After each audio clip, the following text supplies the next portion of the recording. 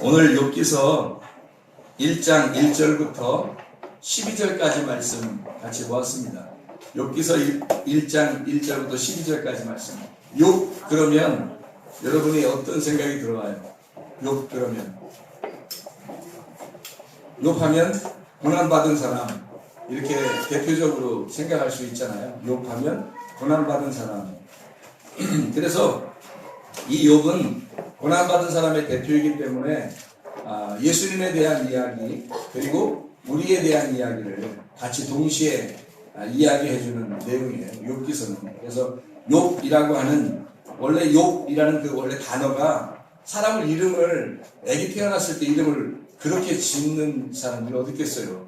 욥이라는 원래 이름이 이요브라는 단어인데요. 그게 미움받는이라는 단어예요. 미움받는, 핍박받는 이라는 이름이에요. 그러니까 사람 이름을 그렇게 짓는 사람이 어디 있어요. 근데 그런 이름을 가진 자 이게 어디에서 온 거냐면 아야브라는 이름에서 왔거든요. 이름을 모르면 우리가 욥이 왜 이렇게 고난받는지를 모르는 거예요.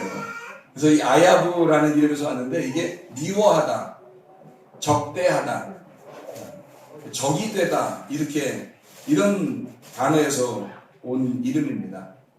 그래서 원수 같고 적대를 갖고 증오하는 그런 이름이 욥이라는 이름입니다. 이름 자체가. 그러니까 성경을 쓸 때 어떤 사람을 쓰려고 했던 게 아니라 어떤 그 이름에 대해서 다른 어떤 내용을 설명해 주려고 하는 하나님의 마음을 우리가 이해할 수 있어야 되겠죠. 이 사람이 욥기서 1장 1절에 보면 우스 땅이라고 하는 곳에 있었다 그랬거든요. 이 우스 땅이라는 게 우즈라는 단어거든요. 근데 이 우즈라는 단어가 어떤 의미를 갖고 있냐면 의논한다라는 단어를 갖고 있어요. 의논한다. 서로 상의한다. 그리고 충고를 받는다. 이런. 그래서 한쪽 이름은 욥이라는 이름은 뭐 핍박을 당하고 뭐 고난을 당하고 미움받는 이름이고 그게 그 사람이 어느 땅에 있었냐면 우즈 땅에 있었다라고 할 때 그 우즈 땅은 서로 한번 그 충고를 받아들여보고 서로 얘기해보고 의논해보자 하는 그런 함께 의논하자라는 의미를 가진 우즈 땅에서 이걸 이제 합해보면 이런 거죠. 핍박받는 네가 너를 왜 핍박하는지 함께 우즈 땅에서 모여서 의논해보자 하는 책이 욥기서다라는 얘기죠. 이해할 수 있겠죠? 왜 욥이 이렇게 고난을 당했는가라고 하는 것을 우리가 이해하지 못하면 성경을 어떤 사람만 이거 멀쩡한 사람이 참 이상하게 됐어 뭐 이렇게 하나님은 이러신 분인가? 뭐 이렇게 생각할 수 있는데 그게 아니라 이걸 통해서 뭔가 설명해 주려고 하는 하나님이 우리와 의논해보자 하는 얘기예요.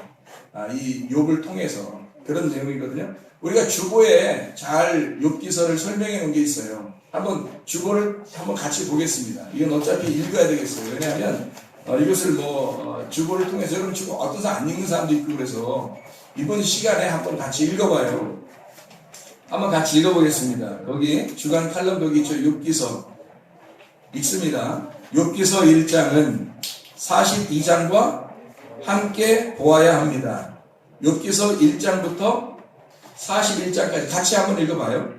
1장부터 41장까지는 욥이 고난받는 모습을 보여주고 있습니다. 미워서 주시는 고난이 아니라 필요한 과정이기 때문에 1장부터 41장까지의 고난을 주심을 알아야 합니다. 42장에 와서야 비로소 욥이 2배의 축복을 받는 모습이 나옵니다. 2배라는 것은 장자권의 축복을 말합니다. 우리 모든 그리스도인들 중에 장자는 예수님입니다. 때문에 장자권의 축복은 예수님을 주시겠다는 축복이라고 볼 수 있습니다. 즉 하나님이 자기 자신을 내어주신 축복이 42장에 나오는 2배의 축복입니다. 고난 중에 있다면 하나님의 계획하심 속에 있음을 알아야 하겠습니다. 이 땅의 소망을 없애고 하늘나라의 소망을 주기 위해 고난을 주시는 것이 대부분이기 때문입니다. 이것이 하나님의 마음입니다. 하나님은 때로 고난이라는 보자기 안에 축복을 담아서 주십니다. 기다리다 보면 반드시 유익한 것이 될 것입니다. 고난 속에서 대부분 우리는 이 땅 소망을 내려놓게 됩니다. 그리고 주님이 다시 오실 마지막 때를 기다리게 될 것입니다. 그러다 보면 말씀이 귀하게 느껴지고 말씀을 사모하게 됩니다. 하나님께서는 그 마음을 중요하게 보십니다. 고난으로 인해 달라진 마음과 영을 중요하게 보시는 하나님이십니다. 겉으로 보이는 축복으로 더 잘 사는 것은 하나님의 관심이 아닙니다. 왜 나만 겪는 고난이냐고 낙담하는 사람들은 하나님의 축복과 사랑하시는 줄 알아야 합니다. 두 배의 축복을 위해서 하나님의 자녀가 되게 하기 위해서 일하고 계셨던 하나님을 알아야 합니다. 욥기서는 크게 두 가지를 보여줍니다. 예수님과 나를 알게 해주는 책입니다. 첫째, 욥의 삶은 이 땅에서 고난받고 부활하신 의로우신 예수님을 보여줍니다. 그리고 두 번째, 선악과를 먹고 생명나무를 얻은 우리를 설명합니다. 즉 욥기서는 삶의 리모델링을 보여주는 복음입니다. 먼저 나를 부셔버리고 다시 만들어내는 하나님의 건축 작업을 설명합니다. 이것이 우리 그리스도인의 삶이라고 할 수 있습니다. 고난이 있을 수 있습니다. 그러나 이 땅에서의 고난입니다. 하늘나라 소망을 바라보도록 하는 하나님의 배려입니다. 고난의 보자기에 담겨있는 복을 기대하시기 바랍니다. 아멘. 이런 내용으로 욥기서가 이루어져 있습니다. 설교는 다 끝났어요. 이 내용을 다 읽어보면, 이 내용을 가만히 생각해보면 설교는 다 마친 거죠. 이런 내용이었구나, 욥기서가. 그러니까 욥기서는 1장을 볼 때 어디를 같이 보라는 거예요? 42장을 같이 봐야 욥기서가 이게 짝을 맞춰지는 거예요. 1장만 보면 또 2장, 3장 이렇게 보면 마음이 답답해지죠. 욥이라는 사람도 이렇게 고난을 받았으니 우리도 고난받는 게 마땅하지 않냐. 괴롭죠. 그러나 42장에 가서 하나님의 그 축복, 그 두 배의 축복을 하시는 하나님을 볼 때, 하나님은 결국 이 장면을 설명하기 위해서 앞에부터 이렇게 내용을 썼구나. 이것을 우리가 알게 되는 거죠. 자, 욥기서의 욥이라는 사람을 한번 1장을 통해서 잘 설명을 들어보면 아마 마지막에 왜 하나님이 이렇게 축복하셨는가를 우리가 알 수 있는데요. 그게 이제 이런 내용들입니다. 잘 한번 1장에 한번 보세요. 1장을 보면 이런 내용들이 있어요. 욥이 온전하고 정직하여 하나님을 경외해서 악을 떠난 자더라 이렇게 되어 있고 1절에요. 그리고 3절에 보면 동방 사람 중에 가장 훌륭한 사람이라 그렇게 이야기를 했죠. 동방에서부터 있는 가장 훌륭한 사람이다. 근데 여기 욥이라고 하는 시대가 한참 이 성경에서는 좀 중간에 써 있지만 사실은 앞에 있는 시대의 사람이거든요. 창세기에 있는 시대의 사람이에요. 아브라함 그 시대에 살고 있었던 사람이 욥이라는 사람입니다. 그러니까 이 욥이라고 하는 사람이 동방에서 굉장히 가장 훌륭한 의인이었다라는 것을 지금 3절에 이야기하고 있잖아요. 그렇죠? 그러니까 거기에서부터 불러가지고 하나님의 백성을 만들기 위해서 고난을 경험하게 하고 다시 만들어낸 사람이 아브라함이에요, 원래. 그러니까 아브라함이라고 하는 사람이 원래 이쪽에 그 동쪽에 있었던 동남쪽에 있었던 사람인데 이 사람을 끌어내가지고 가나안 쪽으로 끌어낸 사람이거든요. 이게 하나님의 그 인도하심이란 말이에요. 마찬가지로 그 동방에서 가장 이 시대에 훌륭했던 사람이 욥이라는 사람이었다라고 이야기하잖아요. 근데 사람들이 죄를 지면 또 하나님을 등지려면요 항상 어디로 도망가냐면 동쪽으로 가요. 가인이 어느 쪽으로 갔어요? 하나님을 떠나서 아벨을 죽이고 동쪽으로 갑니다. 아브라함과 롯이라는 사람이 있었는데 그 롯이라는 사람이 어디로 가요? 동쪽으로 가잖아요. 소돔과 고모라를 향해서 동쪽으로 간다고요. 그러니까 에덴 동산은 어느 쪽에 있어요? 에덴 동산은 또 어느 쪽에 있는데 동쪽 그런데 또 에덴 동산은 동쪽 맞은편에 있어요. 그러니까 에덴 동산이 동쪽의 맞은편에 있는 동산이에요. 그러니까 동쪽으로부터 맞서서 있는 게 에덴 동산이라고요. 무슨 말이냐면 근데 이 에덴 동산에 있는 사람이 동쪽으로 가면 하나님을 떠나는 거란 말이에요. 그래서 동쪽으로 갔던 사람이 예배를 드린다고 다시 와가지고 예배를 드리려고 왔던 장소가 바벨탑이에요. 그러니까 성경은 다 동방에 있는 쪽, 동쪽에 있는 가장 훌륭했던 사람, 그러니까 하나님의 마음에, 그러니까 하나님의 속마음의 내용에서 완전한 거예요? 아니면 겉으로 하나님이 성경적으로 볼 때 그냥 완전했던 사람이에요? 겉으로 하나님이 성경적으로 볼 때 완전했던 사람이란 말이에요. 그 말은 어디에서 완전했다는 것인가? 자, 율법에 완전했던 것인가? 은혜 안에서 완전하다는 것인가? 율법에 완전하다는 얘기예요. 자, 이해가 되겠습니까? 율법에 완전한 건 완전하지가 않죠. 뭐에 완전해야 돼요? 은혜에 완전해야 됩니다. 그러니까 천국에 가려면, 우리 구원받으려면 은혜 안에서 가는 거지 율법으로 완전해서 천국 가는 게 아니에요. 그러니까 한마디로 말하면 욥이라고 하는 사람은 완전한 사람이 은혜 쪽에서 보면 완전한 사람이 아닌 거고 율법으로 보면 완전한 사람이었다, 이 말입니다. 이해가 되겠죠? 예. 그래서 이런 훌륭했던 사람을 왜 하나님은 불러다가 일부러 회의를 하면서 하나님의 아들들과 사탄을 불러다가 회의를 해서 한번 우리 욥을 한번 시험해 볼까? 이렇게 가운데다가 욥 놓고서요, 뭐 먹이자는 겁니까? 이상하잖아요. 그러니까 하나님의 계획에 의해서 나온 이야기들이거든요.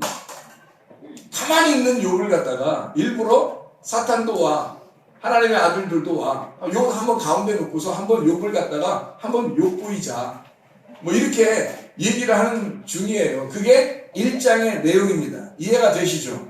여기서 이제 사탄이라는 게 나오는데요. 이 사탄이라는 게 반대자라는 단어예요. 반대자. 그러니까 정면에 서서 맞서 있는 자를 사탄이라고 이야기하는 겁니다. 공격하는 자, 저항한다, 고발하는 자, 이게 사탄이에요. 사탄. 그러니까 반대편에 서서 고발하고 그를 이제 대적하는 자가 사탄이 되는 거죠. 그러니까 하나님의 아들들이 있고 그다음에 사탄이 있고요. 그래서 이게 서로 양편에, 하나님 입장에서는 이 양편에 오른편과 왼편에 있는 것처럼 그렇게 양쪽을 설명하는 거예요. 그러니까 사탄, 그런 우리는 뭐 뿔 달리고 뭐 이런 생각을 하는데 그런 뿔 달리고서 하나님 앞에 올 수도 없어요.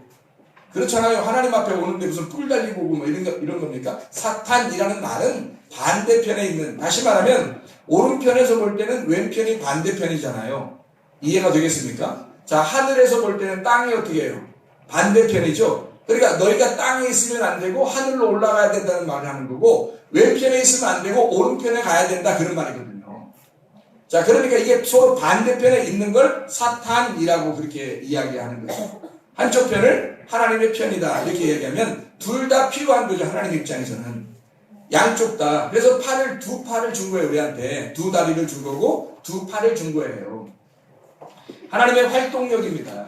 그러니까 이 두 가지가 그대로 놓고 욥이라고 하는 사람을 하나 놓고서요, 욥을 예수님으로 본다면 예수님을 고난 가운데 집어넣는 것을 의미하는 거고요, 우리로 본다면 그리스도인들이 고난 가운데 하나님께서 우리를 집어넣어서 뭔가 다른 걸 만들어내려고 하는, 마치 애굽에 있는 하나님의 백성들을 광야로 끌어내서 그 불덩어리와 같은 그 광야에다가 집어넣고서 재련하는 거죠. 그러니까 그 금덩어리가 순수한 깨끗한 금을 만들려면 불덩어리 속에 집어넣어야 되잖아요. 그래서 집어넣어가지고 빼는 그 작업을 광야에서 하는 겁니다. 그것처럼 이 광야와 같은 이 세상에서 왜 우리가 오랫동안 살게 만드냐면, 하나님은 이 광야 같은 우리 세상에서 하나님은 우리를 재련하시길 원하시는 겁니다. 우리를 다듬기를 원하셔서 이곳에 집어넣어가지고 너가 옛날에 가지고 있던 그 집이 있잖아. 그 옛날에 가지고 있던 집을 얘가 다 집어넣어서 다 녹여버리자는 거예요. 다 녹여버리고 새로운 집을 만들자는 겁니다. 그게 하나님의 계획인 거예요. 그걸 리모델링이라 그래요. 새로 건축하는 겁니다. 재건축하자는 거예요. 너 옛날에 있었던 성전 그거 다 무너뜨려버리고 새로운 성전으로 다시 건축하자, 이 말이고요. 너 죄 가운데 있었던 너 자신을 고난 가운데 집어넣어서 너를 갖다가 부셔버리고 그리고 새롭게 건축하자, 그 말입니다. 그게 욥기서예요. 놀라운 얘기죠. 그래서 1장부터 41장까지 욥을 갖다가 다 부셔내는 작업을 하는 거예요. 처음에 욥을 갖다가 훌륭하게 봤어요. 왜 훌륭하게 봤냐면 완전하다. 왜? 완전한 집이니까. 욥이 세운 완전한 집을 가지고 있는 자예요. 그 집을 부시려니까 오래 걸리는 거예요. 우리 인생 전부가 걸리는 겁니다. 여러분 인생 전체가 41장까지예요. 욥기서 41장까지. 그리고 42장에 드디어 축복을 하고 끝내는 장면이죠. 그거는 순간적으로 오는 거예요. 그리고 마지막 다 됐다. 다 재련이 됐다. 순수하고 깨끗한 사람이 됐다 하면 그때 축복, 그리고 끝이에요. 2배의 축복. 주 그리스도를 우리에게 주시는 축복이에요. 그 전까지는 예수님이 우리 죄인된 우리들을 위해서 오셔가지고 말씀이 육신이 돼서 오셔서 고난받으시고 죽으시는 것까지, 죽을 때까지 다 이루었다, 테텔레스타이 다 갚았다 할 때까지 사랑으로 그 완성을, 죽음으로 완성하는 그 완전한 사랑을 줄 때까지 죽이시는 겁니다. 그때까지가 고난이죠. 이게 욥이라는 고난의 말을 통해서 사랑을 완성하는 하나님의 은혜의 작업입니다. 여러분의 혹시 고난이 있습니까? 나라적으로도 지금 고난이 왔어요. 여러분 자신에게도 고난이 옵니다. 교회에도 고난이 올 수 있어요. 가정에서도 고난이 올 수 있어요. 왜 나만 겪는 고난이냐고 그렇게 원망 불평하지 마세요. 애통할 수는 있어요. 고통받을 수는 있어요. 힘들어하고 슬플 수는 있어요. 그러나 원망 불평 짜증하지는 말라는 거죠.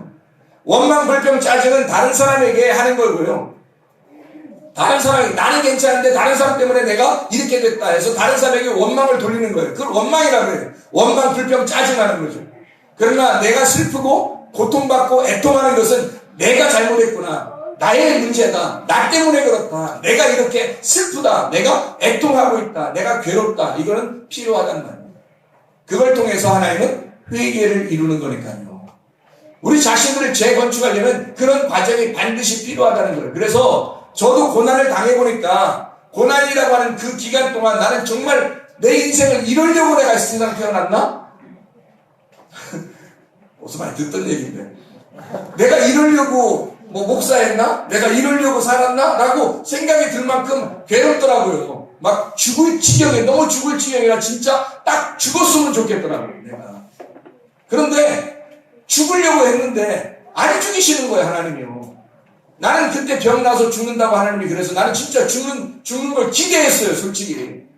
이 땅 정말 희망 없다. 그래서 나 죽는 걸 기대했는데 안 죽이시더라고요. 이렇게 멀쩡하게 살아가지고 지금 이렇게 말씀을 증거하고 있잖아요. 하나님이 회복시켜 주고 나니까 막 이제 겁이 없는 거예요. 어차피 죽는 건 한번 돌아오는 것이고, 한번 죽는 것은 사람에게 정하신 것이고, 그 후에는 심판이 있는 건데, 그 심판 받는 것이 건너가 버렸다면, 회개에서 그 심판이 건너가 버렸다면 이제 더 이상 심판이 없다는 거 아닙니까? 죽는 건 겁이 아니죠. 죽는다는 것은 완성을 얘기하는 거고, 죽는 것은 하나님의 사랑이에요. 그래서 나에게 배려하신 하나님의 사랑, 완성, 그 구원, 죽음이 곧 구원이라는 겁니다. 죽음이라는 어둠이 가장 어둡다, 가장 어둡고 완전한 어둠은 죽음이죠.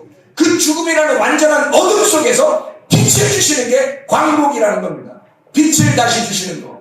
내가 빛이라고 생각했던 그것이 완전히 어둠 속에 다 파묻혀서 내가 어둠이라는 걸 깨닫고 완전한 가장 어두울 때 나를 다시 빛을 주시는 광복. 이게 어둠 가운데 빛을 주시는 광복절입니다. 여러분에게는 광복절이 일어났습니까? 진정한 광복절, 여러분 속에 진정한 광복이 일어났냐 이거예요. 여러분에게 억압되어 있던 여러분을 진정으로 자유하게 하는 것, 이게 광복이에요. 구원받지 못하고 죄 가운데 있었던 사람이 구원받는 것을 광복이라 그래요. 어둠 가운데 소경인 내가 눈을 뜨게 된 거, 하늘이 열린 거, 하늘이 닫혀있다가 도저히 내가 하나님 말씀을 깨닫지 못하고 하나님의 말씀이 열린 거, 눈을 가리고 있다가 눈을 뜬 거, 이거를 광복이라 그럽니다. 빛이 다시 왔다는 얘기예요. 여러분에게도 이 어둠 속에서, 고난 가운데서 빛이 다시 찾아오시기를 바랍니다. 아멘? 이게 욥기서에서 우리에게 가르쳐주고 싶어하는 하나님의 마음이에요. 하나님은 우리를 그냥 이렇게 넘어뜨려서 밟아버리시는 하나님이 아닙니다. 하나님은 반드시 우리를 다시 재건축하시는, 다시 일으켜주시는, 다시 부활시키는, 광복해주시는, 광복을 해주시는 하나님이시란 말이에요. 그런 하나님임을 깨달으시기를 바랍니다. 이 욥기서에 한 구절만 여러분에게 설명하고 마치도록 하겠습니다. 욥기서 1장 7절입니다. 7절 말씀. 여호와께서 사탄에게 이르시되 네가 어디서 왔느냐? 사탄이 여호와께 대답하여 이르되 땅을 두루 돌아 여기저기 다녀왔나이다. 이렇게 말하죠. 그래서 어디를 이렇게 돌아다녔는지 사탄은 땅을 돌아다녔다. 하나님의 아들들은요, 어디를 돌아다녀야 돼요? 하늘을 돌아다니는 거거든요. 하늘 안에서 사는 사람들을 하나님의 아들들이라 그러는 거고요. 땅에서 두루 돌아 여기저기 다니는 거를 이제 사탄이라 그렇게 말을 하는 거예요. 그러니까 땅을 여러분이 소망 가지면 안 되고 하늘의 소망을 가져야 되겠습니다.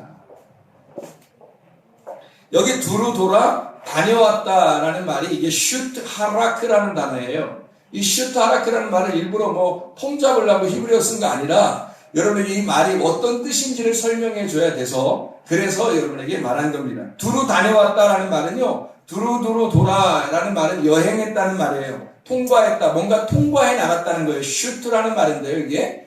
근데 다녀왔다는 말은 하라크라는 단어예요. 근데 이 말은 좀 잘 생각해 봐야 돼요. 왜 잘 생각해 봐야 되냐면 다녀왔다는 말은요, 함께 갔고 함께 전진했다는 말이에요. 함께 있었다는 얘기입니다. 계속해서 다녔는데 오르락 내리락 위아래로 다녔다 이런 말이에요. 자, 그러면 여기서 누가 얘기한 거예요? 욥기서 1장 7절의 말은 누가 얘기한 거예요? 여기서 누가 욥이 얘기했어요? 사탄이 얘기했어요? 사탄이 얘기했죠. 사탄이 뭐라고 그러면 나는 하나님 물어봐요. 너 어디 갔다 왔어? 그러니까 내가요 땅에 가서 두루 돌아 다녔어요. 슈트 하라크 했거든요. 근데 이게 무슨 말이냐면 내가 위아래로 오르락 내리락 내가 했습니다. 땅을 두루두루 돌아다니면서 통과했어요. 그리고 내가 그들과 함께 있었습니다. 그들과 함께 오르락 내리락 했습니다. 그렇게 같이 다녔어요. 이런 말이에요. 여러분, 사탄이 어디 다른 데 이렇게 뭐 어디 멀리 있는 게 아니라요. 우리들과 함께 있는 겁니다. 사탄이. 그러니까 여러분이 사탄처럼 살 수도 있고요. 땅을 내려서 이렇게 밑으로 내려오면 사탄처럼 살 수도 있는 거고, 이게 우리가 위로 이렇게 위에 있는 하늘을 바라보면서 하늘을 이렇게 다니면요. 그러면 하늘만 이렇게 다니면 그러면 하나님의 아들들이 되는 겁니다. 여러분, 하나님의 아들들이 되겠어요? 사탄 되겠어요? 하나님의 아들들이 돼야 되겠죠? 마음은 하나님의 아들들이 되고 싶어요. 근데 마음은 하나님의 아들들이 되고 싶은데 자기는 땅을 자꾸 두루 돌아다닌다는 거예요. 마음은 하나님의 아들이고 진짜는 사탄인 거예요.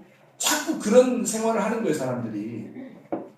그러니까 하나님은 이 욥한테 사탄에게 맡겨놨어요. 욥을.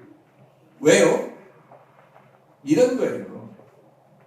여러분 그 창세기 1장에 보면 이런 말이 있죠. 창세기 1장, 2장, 3장에 보면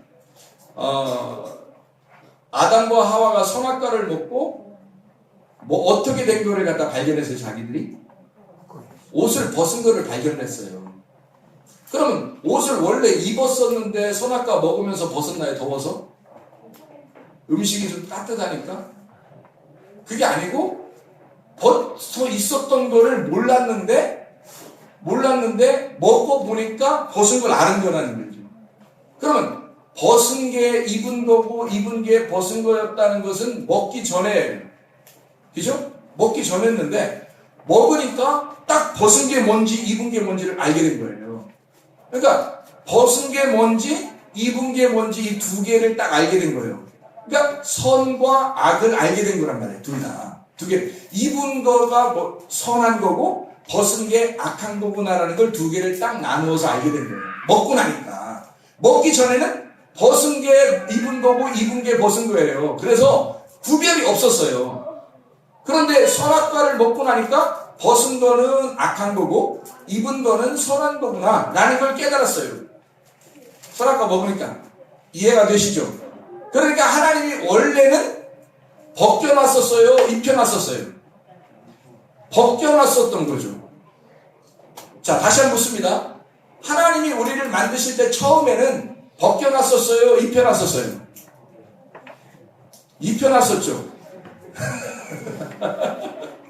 입은 게 벗은 거고 벗은 게 입은 거라니까요, 그때는. 그런데 먹고 나니까 자기가 판단해보는 거예요. 자기가 딱 판단해보니까 아, 내가 벗고 있었구나 라는 걸 깨달은 거예요. 욥은 창세기 욥기서 1장에 보니까 자기는 굉장히 의로운 줄 알았어요. 그러니까 율법 안에서 완전하니까, 동방에 이만한 의인이 없으니까, 이만한 율법 안에 완전하니까 이 사람은 지금 벗었는지 입었는지 깨닫지는 못하고 있는 거예요. 벗은 게 입은 거고 입은 게 벗은 거야. 그렇게 되고 있는데 하나님이 사탄을 딱 보내가지고, 사탄을 보내서 사탄이 하나씩 고난을 주기 시작하니까 뭘 깨달아요? 내가 벗고 있었네. 이걸 깨닫게 되기 시작하는 거예요. 내가 이거 벗고 있었구나라는 걸 깨닫기 시작하는 거예요. 그러면 여기서 욥에게 나타난 사탄은 창세기에 나타난 아담과 하와에게 나타난 뱀, 그리고 선악과를 먹게 하죠. 그래서 자기를 옷을 벗고 입은 걸 구별하게 만들어 놓잖아요. 욥에게도 자, 아담과 하와가 옷을 벗었음을 아니까 누가 필요하다는 걸 알았어요. 하나님이 필요하다는 걸 알았어요. 그때는 전혀 그런 걸 몰랐다가 옷을 벗었음을 알고 막 숨는 거예요. 숨고 하나님이 막 부르니까 막 숨어서 떨고 그러는 거예요. 옷이 필요하다는 걸 깨달은 거예요. 근데 자기 스스로는 옷을 입을 수가 없어요. 스스로 옷을 입은 게 무화과나무 이파리로 치마를 만든 거예요. 치마는 뭐 허리띠라고 그랬죠. 허리띠를 만들어서 어떻게 치마를 처음에 어떻게 만드는지 알겠어요. 그 사람들이 모르죠. 그냥 허리띠 같은 거 이렇게 잎사귀 같은 걸 이렇게 엮어가지고요, 허리를 이렇게 찬 거예요. 이렇게 묶은 거 이렇게. 그거를 이제 성경에서는 치마라 이렇게 표현한 거죠. 하나님 보실 때 내 그거 지금 가리려고 한 거지? 이게 물어보니까 예. 근데 하나님 볼 때는 전혀 가려지지 않았단 말이에요. 그걸 이 아담과 하와를 한번 가려보려고 이거를 갖다가 허리띠를 만들어서 묶어서 딱 이렇게 묶은 거예요. 다시 말해, 왜 하필이면 허리띠를 만들었을까? 진리의 허리띠. 자기 나름대로 진리를 찾아본 거예요. 자기 나름대로 진리를 찾아본 거예요. 근데 그 진리가 진짜 진리가 아니었어요. 하나님 보실 때는. 사람이 볼 때는 진리였지만 하나님 보실 때는 진리가 아니었어요. 그래서 이걸 하나님 보실 때 진리가 아니니까 하나님이 어떻게 해요? 내가 너 입혀줄게. 내가 너 입혀줄게 해서 옷을 하나님이 만들어서 와가지고 하나님이 입혀줘요. 하나님께서 입혀줄 때는 가죽옷을 입혀줬는데 한 동물을 갖다가 죽인 거죠. 그러니까 너 하나 입혀주려고 동물 하나를 죽인 거예요. 그 어린 양, 동물이 예수 그리스도신 거죠. 예수님을 죽여 너를 입혀주겠다는 겁니다. 다시 말하면 우리가 구원받아 옷을 입기 시작하면요, 누굴 입은 거예요? 예수를 입은 겁니다. 재건축될 때는, 욥이 재건축할 때는 다시 욥이 살아나는 것이 아니라 욥이 그리스도를 입어버리는 거란 말이에요. 나를 다시 입는 게 아니라 내가 다시 죽어서 다시 태어날 때는, 거듭날 때는, 재건축이 될 때는 예수 그리스도를 입어버리는 거예요. 그래서 하나님의 아들이 되는 것입니다. 이 사건을 선악과가 아담과 하와에서 선악과가 어디에 있었어요? 어디에 있었어요? 이 진짜 어려운 질문인데. 선악과가 어디에 있었어요? 에덴 동산 어디에 있었어요? 저 구석에 있었어요? 중앙에 있었어요? 이게 굉장히 어려운 문제인데 금방 다 맞추네요. 에덴 동산에 딱 어디에 있었다? 중앙에 있었다는 거예요. 이 선악과가. 거기에 뱀이 나타나서 그걸 먹게 한 거죠. 뱀이 나올 때 하나님이 모가지를 딱 쳐버리면 말도 못하고 그럴 텐데, 아니면 혓바닥을 다 잘라버리고 하나님 그러면 말도 못할 텐데, 이 사람에게 그냥 두었어요. 여기서 하나님이 사탄을 갖다 불러가지고 욥을 갖다 시험하는 문제와 비슷하잖아요. 그 하나님이 갖다 놓는 거예요. 그냥 시험해보라고. 한마디로 말하면 옷 벗고 있는 게 입는 건지 입은 게 벗은 건지 모르는 사람들에게 알려주는 거예요. 옷 벗은 게 뭐고 옷 입는 게 뭐다라는 걸 알려주고 그 다음에 뭐 하려고요? 옷 입혀주려고 그러는 거예요. 그게 건축하는 하나님이십니다. 그런데 하나님의 사랑이 옷 입혀주려고 이런 고난의 과정을 갖다가 거치게 통과하게 만들어 놓는 거죠. 여기서 중심이 뭐냐면 두루 돌아 다녀왔다. 사탄이 어디에 있었다? 오르락 내리락. 그러니까 어디에 있는 사탄이에요? 오르락 내리락 했으니까 함께 우리와 함께 위에도 올라갔다가 밑으로 내려갔다가 이렇게 함께 다니는 자야. 그게 사탄이라고. 그래서 두루 돌아 여기저기 다녀서 온 거예요. 그러니까 사탄은 지금 누구와 함께? 우리와 함께 위에도 아래도 갈 수 있는 자란 말이에요. 그러니까 중간에 어떻게 있는 거예요? 중간에 있는 자잖아요. 선악과가 어디 있었다? 에덴 동산? 중앙에 있었잖아요. 그러니까 여러분 보세요. 가운데 중앙에 이렇게 있으니까 이 예수님께서 보세요. 시험을 어디서 당해요? 시험을 광야에서 당하죠. 시험을 왜 광야에서 당해야 돼요? 마귀가 시험할 때 하나님이 마귀한테 데려다 놨어요. 성령님이 예수님을 데려다가 마귀한테 데려다서 어디로? 광야로 데려다 놨어요. 거기서 시험을 해요. 왜요? 왜 하필 거기서 시험 받아요?